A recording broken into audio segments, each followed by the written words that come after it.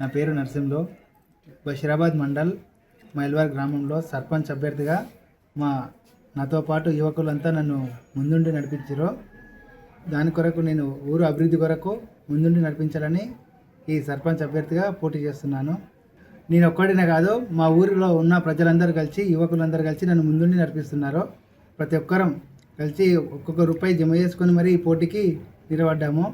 ఓటుకు నోటు అనకుండా ధర్మంతో స్వచ్ఛందంగా ఈ ఊరు అభివృద్ధి చేద్దామని మీ ముందు నడిపించాలని. నేను గెలిచినానంటే నేను గెలిచినట్టు కాదు, నా గ్రామంలో ఉన్న ప్రతి యువత గెలిచినట్టు. నేను గెలిస్తే ఖచ్చితంగా ఈ ఊరి అభివృద్ధి ఖచ్చితంగా చేసి చూపిస్తానని మనవి చేస్తాను. ప్రతి ఒక్క సమస్యను తీరుస్తామని. అందులో ఒకటి రోడ్లు, మరి మురికి కాలువలు, మరియు రైతు వేదిక, మరి ఇంకా బ్యాంకు, మరియు మురికి కాలువలు గిట మొత్తం అధ్వానంగా ఉన్నాయి.